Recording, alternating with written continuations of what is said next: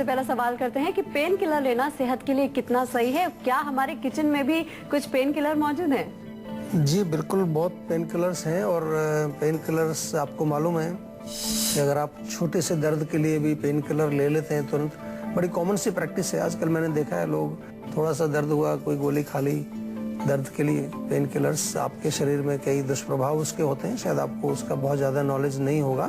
थोड़ा सा समझने की कोशिश करिए। पेट के ऊपर सबसे पहले असर डालते हैं, आपके जो पाचन पर बहुत असर डालते हैं, आपको पेट में जलन होती है, कब्ज हो जाती है।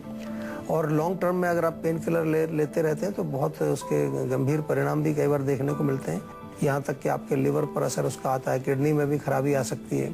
तो कोशिश करनी चाहिए कि सबसे पहले आपको जब भी कोई दर्द होता है तो आप अपने किचन में देखें। कई सारी चीज़ें ऐसी हैं जिनमें कि वास्तव में आज मॉडर्न साइंस द्वारा भी वो प्रूव कर दिया गया है कि उनमें कुछ ऐसे तत्व मौजूद हैं जो दर्द को नष्ट करते हैं। जैसे कि अगर हम बात करें तो हमारे किचन के अंदर ही चीज़ें हैं जो आप कहें, मान लो जैसे सौंठ है। सौंठ का प्रयोग हमने पहले भी कई बार बताया कि सौंठ का सेवन अगर आप करें तो उससे जोड़ों के दर्द में आपको फ़ायदा मिलता है।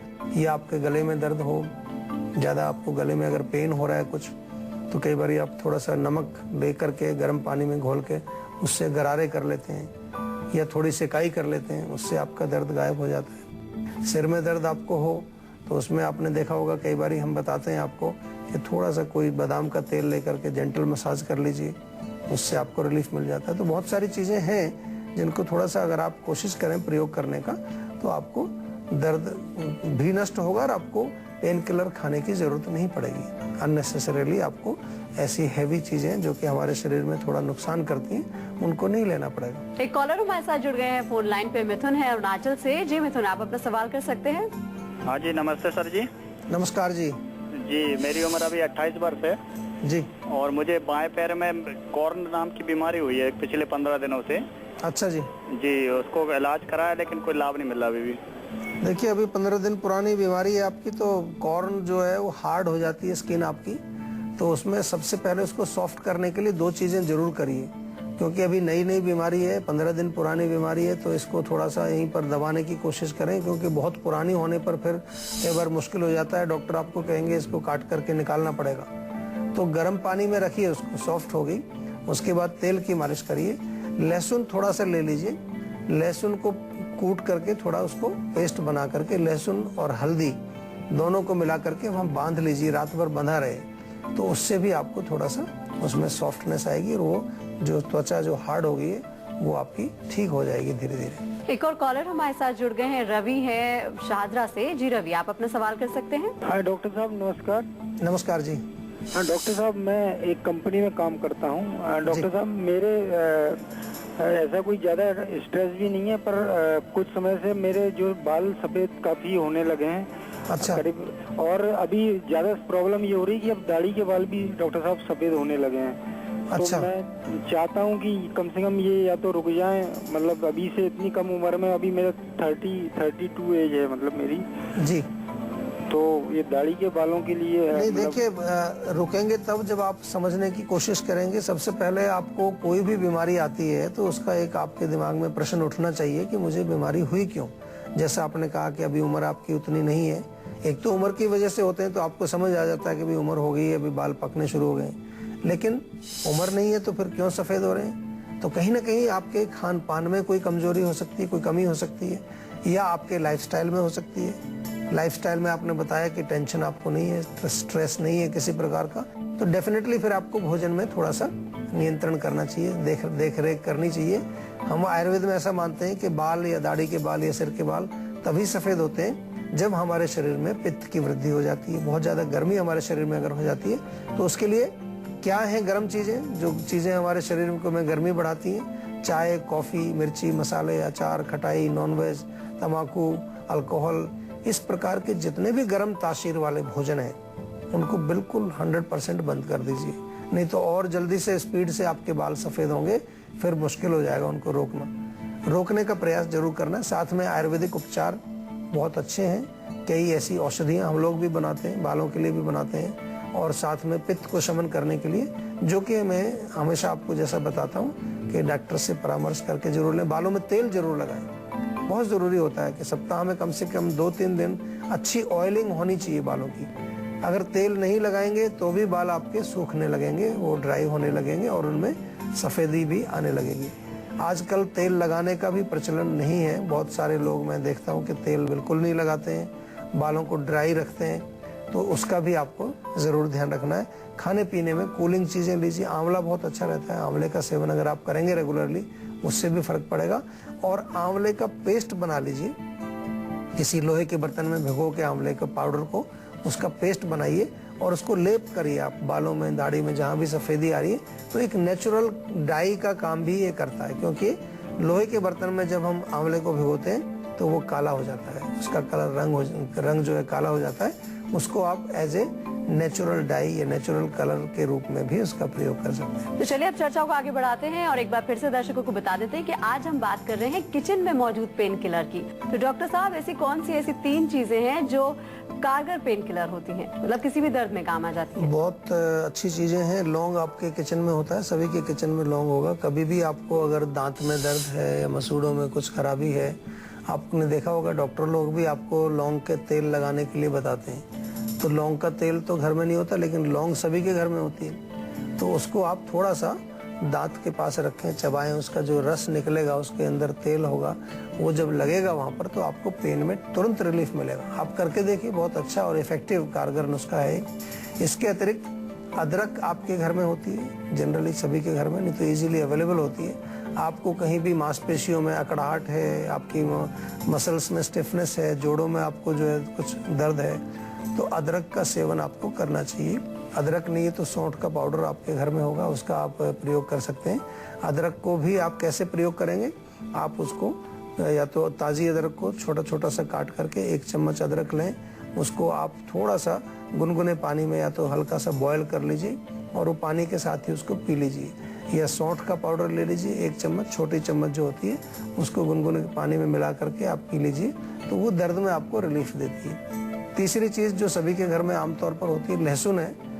अगर आपको कान में दर्द हो जाता है कभी भी, तो कान में दर्द के लिए लहसुन में बड़े अच्छे जो है ऐसे तत्व पाए जाते हैं जो कान के दर्द को ठीक करते हैं। उसका प्रयोग की विधि है कि लहसुन छोटा छोटा सा काट लीजिए, 2-3 कली उसके लेके 50 मिलीलीटर तेल के अंदर, तिल का तेल या सरसों का तेल जो भी आपके घर में, उसको पका लीजिए।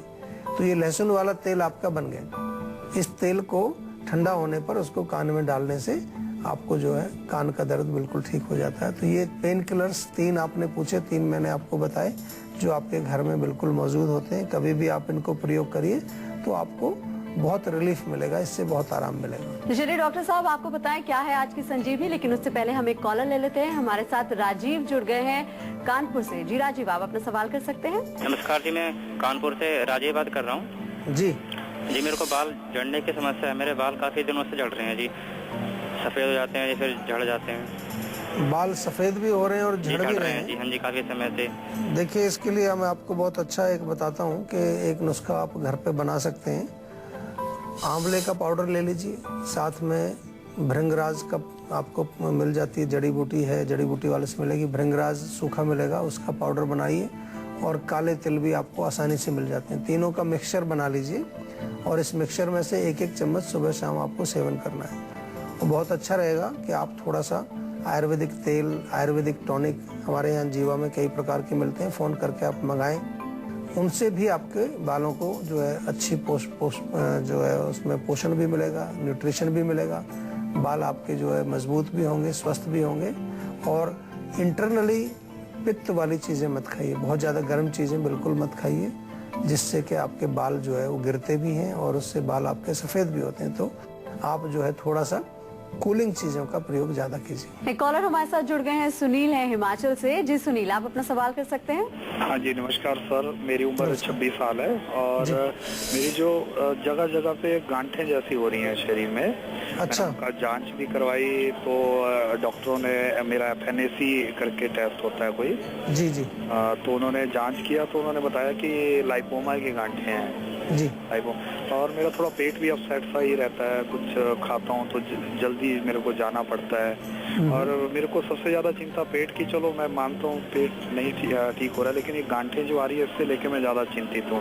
वो देखने में भी अजीब लगती हैं, थोड़ी बड़ी बड़ी हैं, कोई दर्द नहीं है उनमें, बस ऐसे ही गांठें बनी हुई हैं। देखिए आयुर्वेद में तो हम इसको पेट से ही जोड़ते हैं। जब पेट आपका ठीक नहीं रहता है तो आम बनता है। आम यानी कि एक चिकनाहट होती है, म्यूकस टाइप का एक मटेरियल है जो बॉडी में जाकर के सर्कुलेट करता है और जगह जगह जाके वो जब जमेगा तो एक तरह की वो गांठ बना देता है वो, जिसको कि फैट की गांठें, लाइपोमा भी उसको बोल देते हैं। गांठें डेफिनेटली बुरी लगती हैं देखने में, लेकिन कुछ ऐसा उसमें कुछ खतरा नहीं होता, क्योंकि कैंसर वगैरह की गांठें नहीं है, खतरनाक गांठें नहीं है।